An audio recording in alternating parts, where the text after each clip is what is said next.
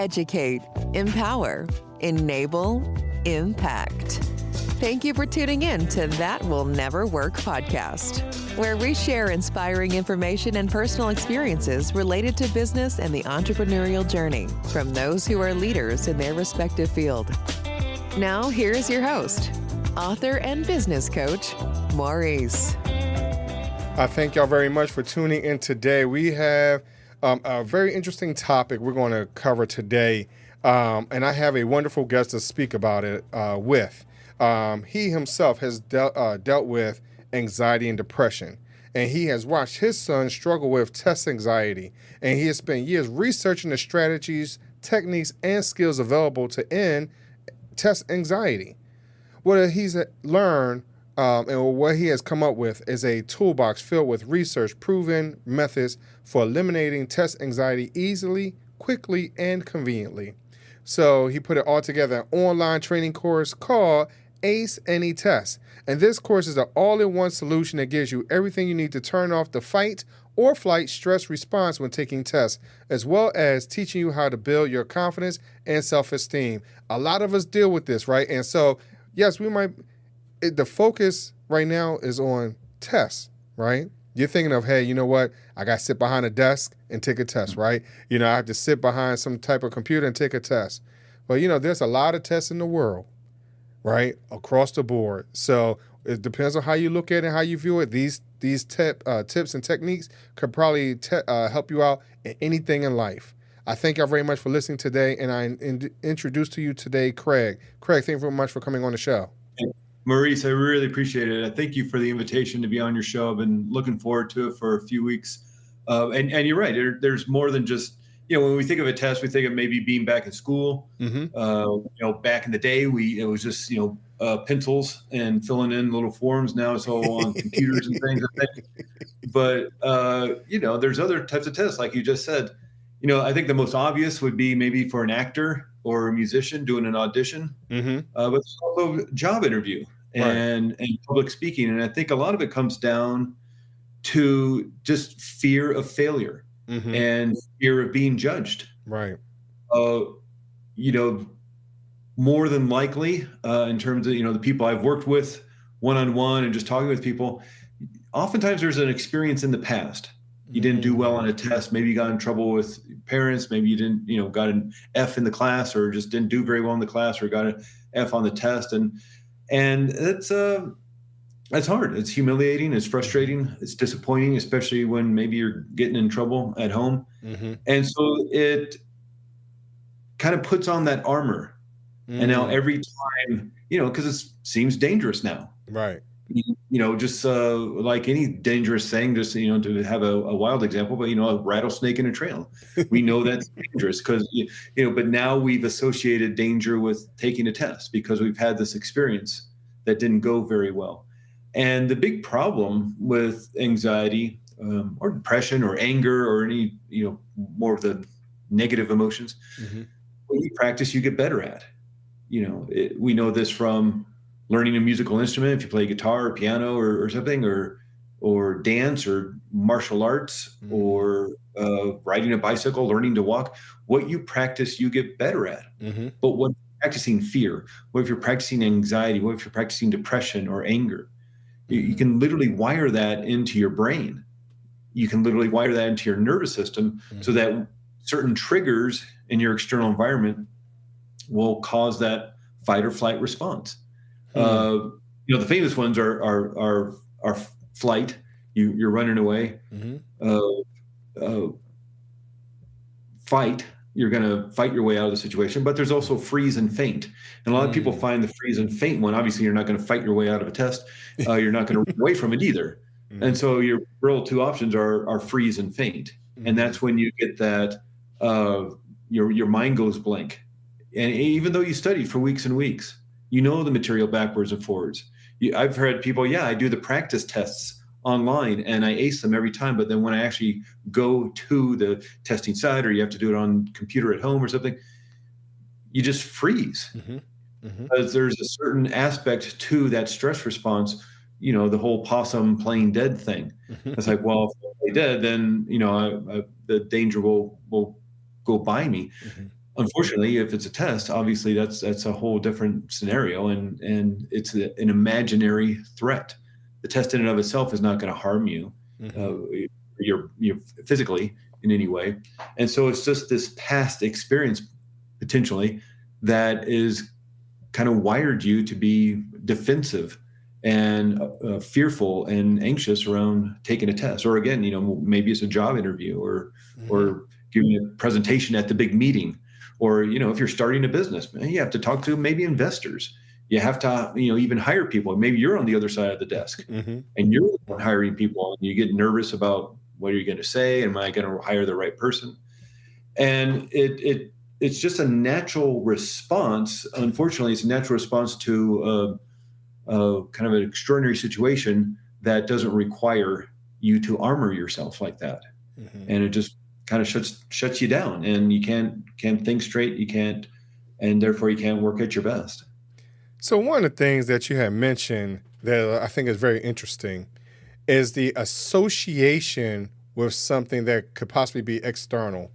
Mm. So the hey, if I do this, this will happen. If I do that, that will happen. And a lot of times we don't understand the real relationship of that past experience and how it does affect us in moving forward. So Yeah, I know for myself, taking the test, I felt good about it because if I knew the information, I would get an A and I would be praised for it. yeah, Then there were some people that, and I was pretty decent at taking tests. I was pretty decent at memorizing information. But yeah, then I had some classmates who were not so great, and I could see the anxiety across their faces.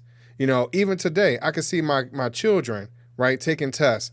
One of my kids are not, one of my children are not very good at taking tests, and the anxiety, and they're trying to study all night and things like that. I'm like, hey, pull it back a little bit. Like you're not competing against the other person to get an A. You're just, that's something inside of you that, hey, you want to do great.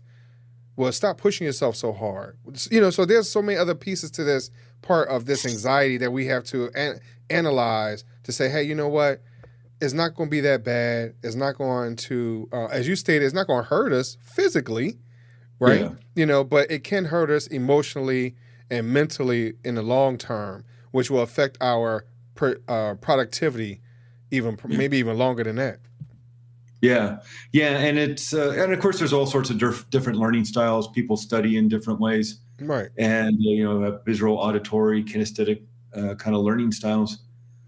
But in terms of getting into the situation that shuts you down, the big issue is that the mind can't tell the difference between what's real and what's imagined.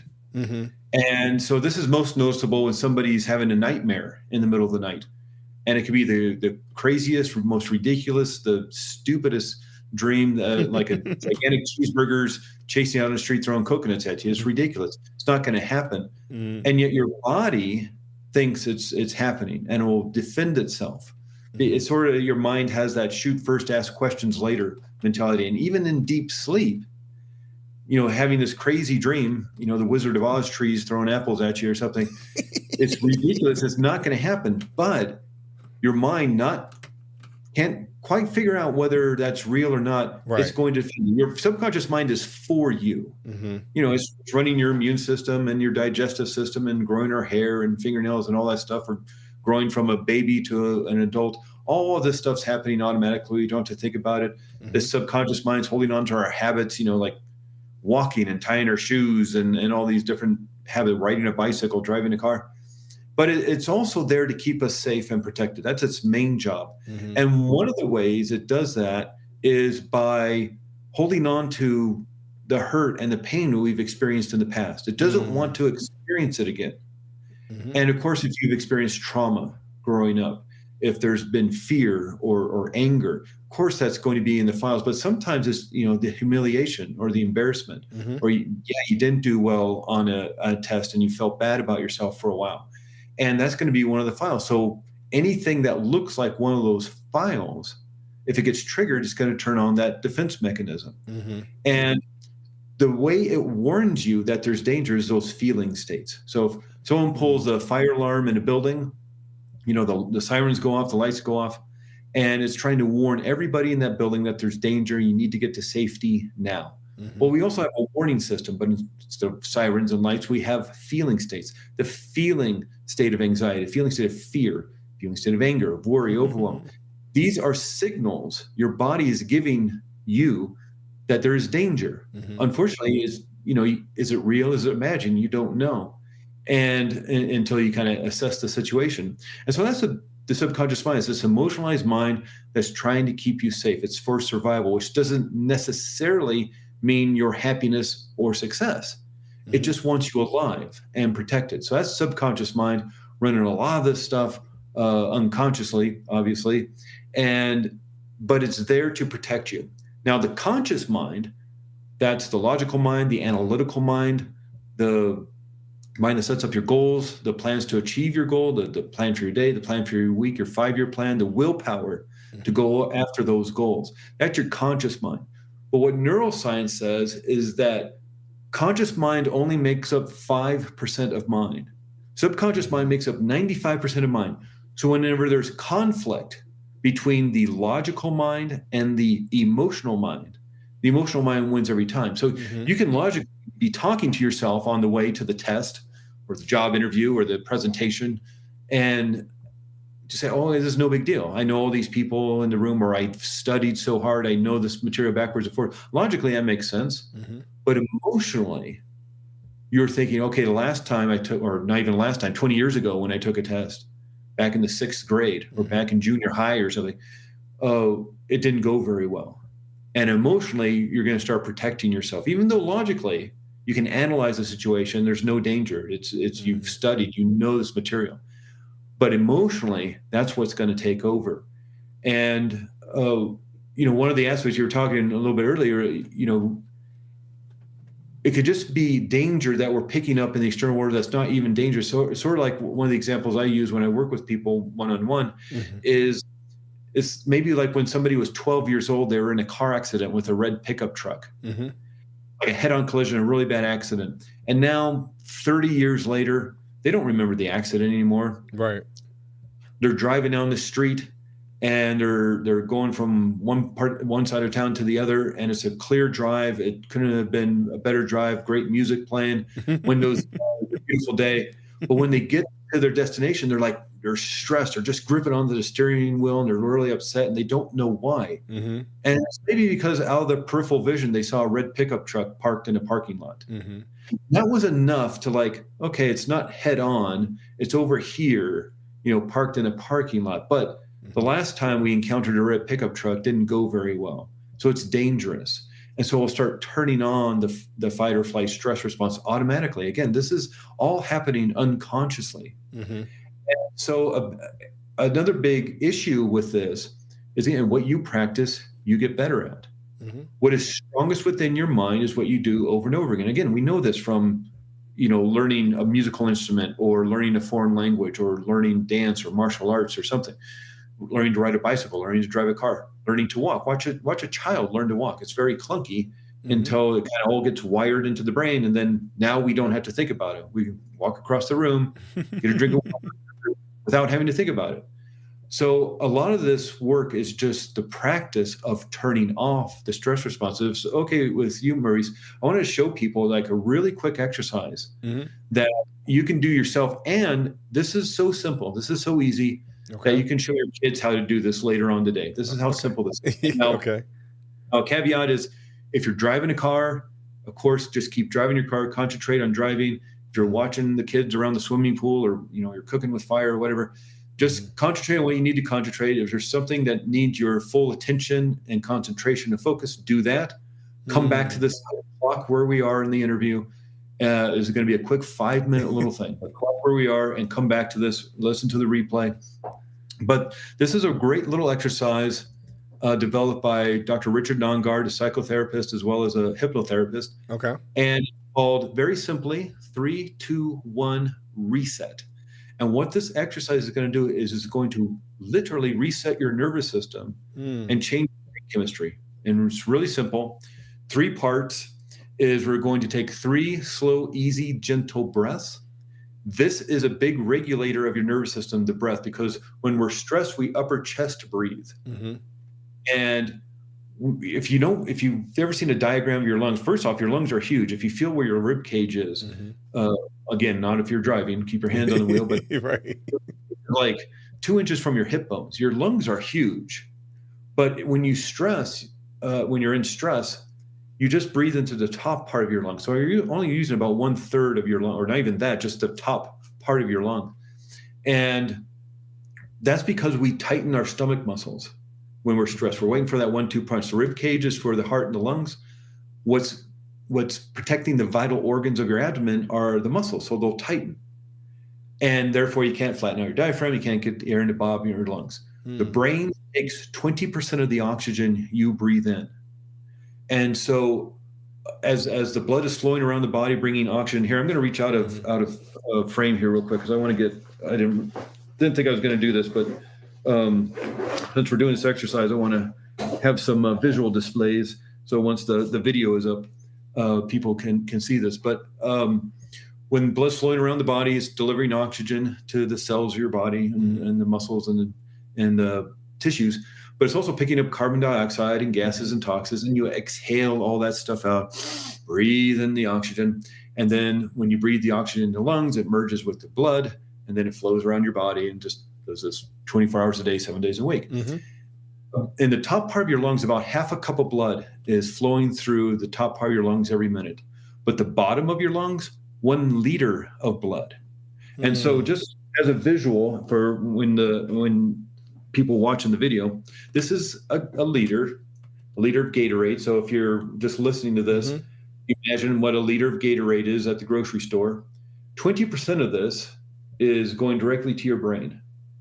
So this is half a cup. And if you can imagine just a measuring cup at home and what half a cup would look like next to a liter bottle, this is when you're stress breathing. This is when you can breathe fully into the bottom of your lungs, 60 of these an hour, 60 liters an hour, but only if you're breathing deeply. So you can see just that in and of itself will help calm the nervous system down. So deep breathing. Also, we have the vagus nerve that comes out of the back of our head.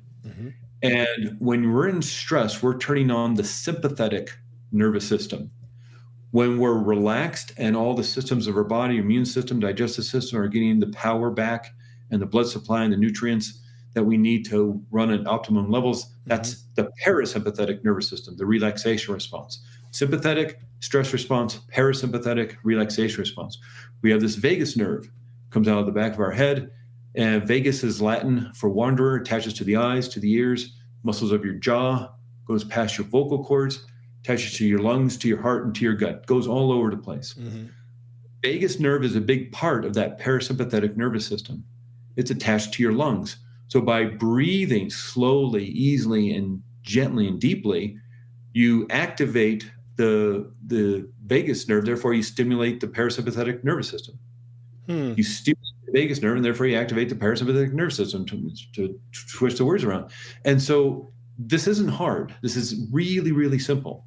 And so the first part of 3, 2, 1 reset is 3 slow, gentle breaths, breathing deeply into your abdomen, blow up the belly. And I know, especially as we get, we want to look at the high school reunion, we want to look at the wedding, we want to fit better in our pants, but just, you got to relax those muscles of your abdomen, breathe in your abdomen, feel air into your bottom of your lungs. And then we're going to create, the 2 is bilateral stimulation.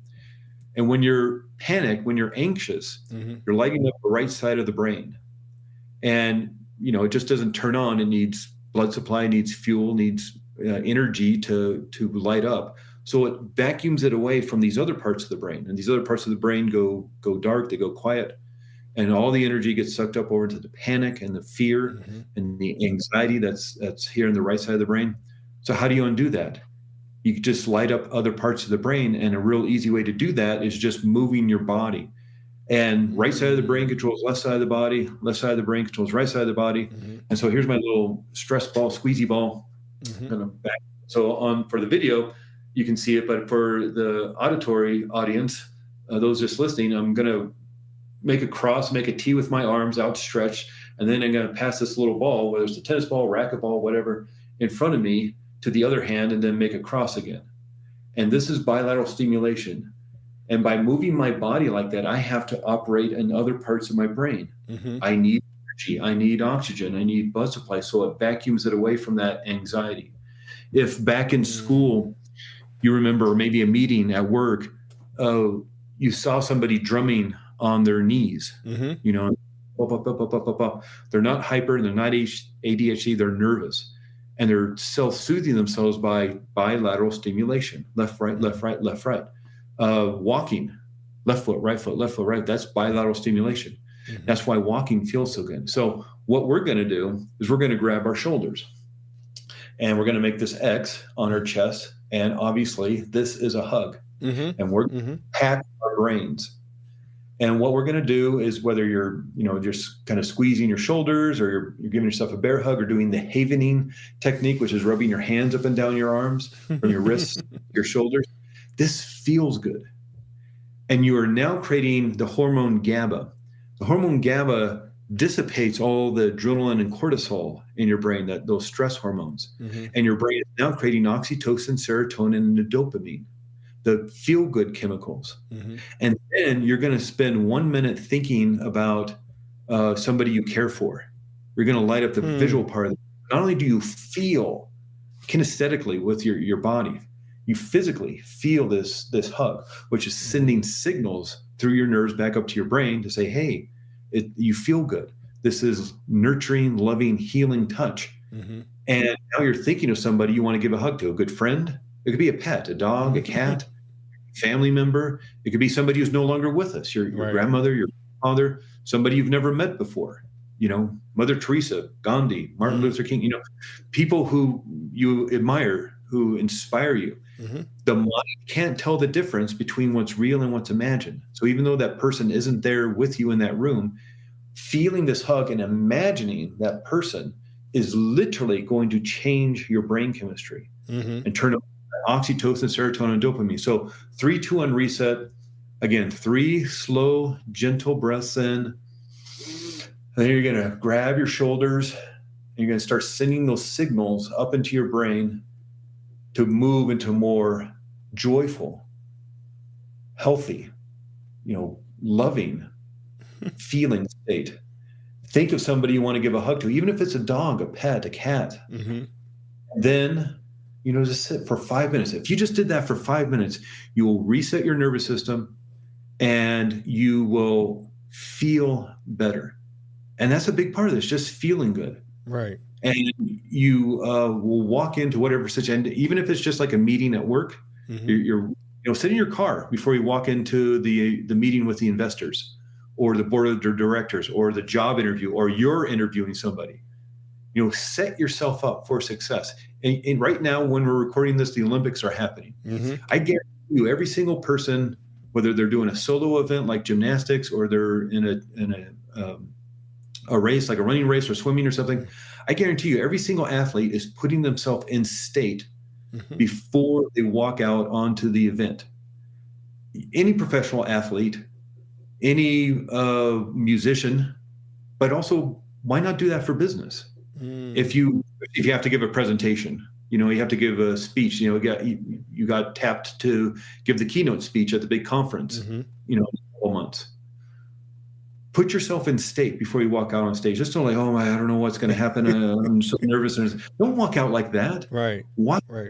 You know, confident. You're not confident. Pretend you're confident, and put yourself in a state. Reset yourself. And I know it's goofy to like hug yourself and think of something, but this is the work. This is what you have to do. Do it privately. You don't have to do it in front of a bunch of people. Do it imagine doing that before you walked into work. Right. You know, imagine doing that before you did a speech. Go to the bathroom, lock the door at your office, sit in your car. Imagine having a really bad day. As you know, sometimes it's challenging running a business or getting a business even going. And so sit in your car before you walk back into your home. You know, your family will appreciate it. You know, just reset yourself, because what happens is you reset your reticular activating system, a part of the brain. Its main job is to look for danger.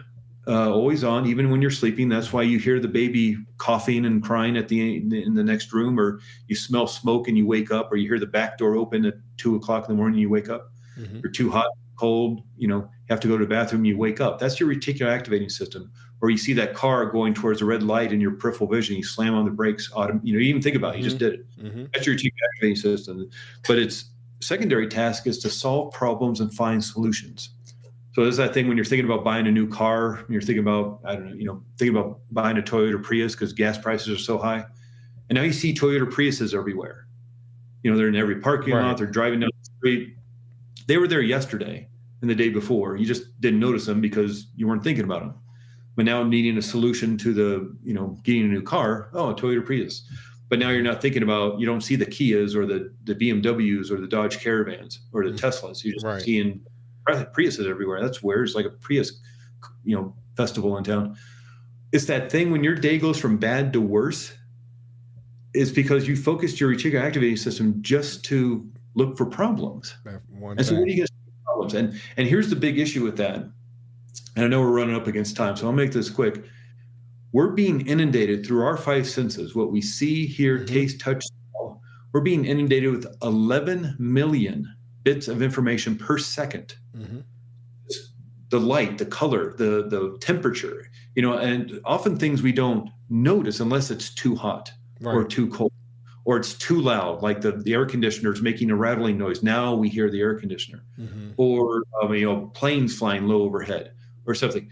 Things we just don't hear unless it becomes conscious in our awareness. And the issue with that is we're only cognizant of 50 bits, 11 million. So we have to filter out a lot of stuff. We're cognizant of 50 bits out of that 11 million per second. So if you're just start thinking about problems and just, in your life and then in business and in the world, in general, you're going to find a lot of problems, but you're ignoring all the good stuff. So what if you started your day with some sort of exercise, and it doesn't have to be 3, 2, 1 reset, but what if you just set your day up to feel good, even if it's just thinking of somebody you care for and sending them the energy, the vibration, whatever you want to call it, of love and joy and happiness to another person. And now you're rewiring your brain and you're setting yourself up to instead of looking for problems, now you're looking for more things to be joyful about, more things to be happy about, things to be grateful about. That's why writing a gratitude journal is so important. It has you look for more things to be grateful about. And if your day goes sideways, as it sometimes does in business, reset yourself. Do it again and again and again. Just do it over and over again. And this is really important. I highly recommend a documentary on Tony Robbins. A lot of you probably Tony Robbins is. And there's a documentary that came out about him. I think it's on Netflix called I Am Not Your Guru. And it focuses on him through one of those week-long seminars he does at an arena, 10,000 people. But what's fascinating about it is, one, in the morning, you see him doing his routine. He's doing the cold plunge. He's jumping on the little trampoline to awaken his adrenal glands. He's doing his meditation work that's good for him.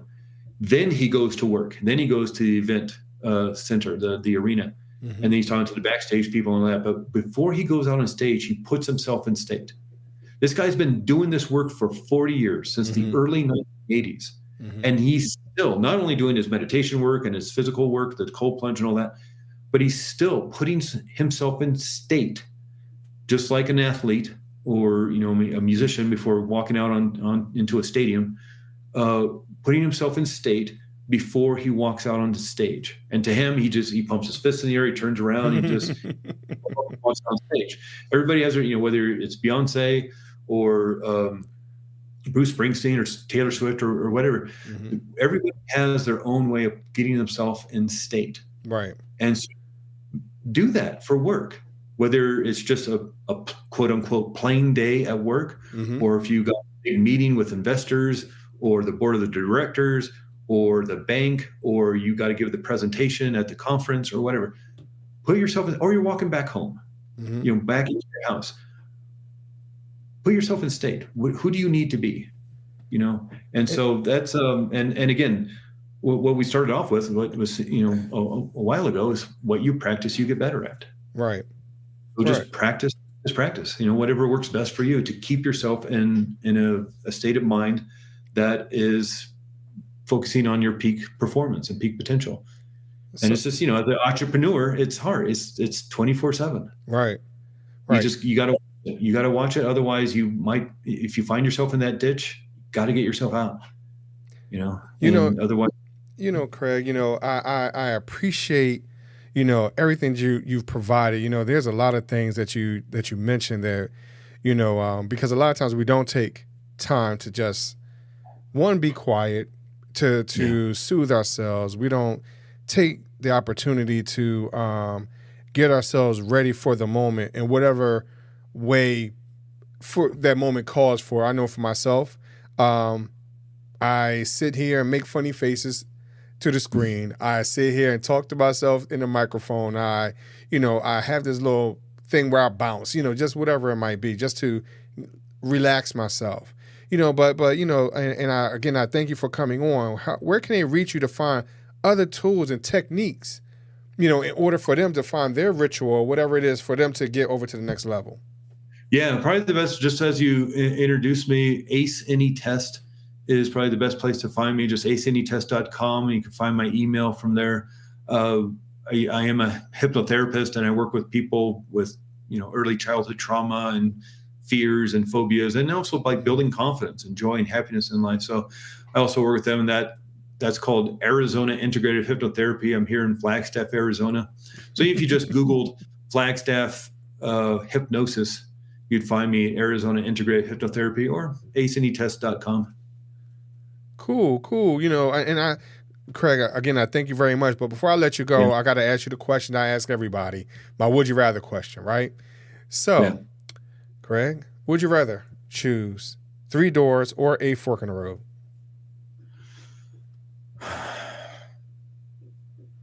I always say fork in the road would be better, because at least you have a sense of what the trail is going to look like, at least for a little bit. Mm-hmm. Mm-hmm. And, there's always that big mystery behind the 3 doors. I think I'm picking fork in the road. You're picking a fork in the road? Okay. Yeah, that's cool. Yeah. That's cool. Again, some people have looked at the ground, take a look at the road less traveled.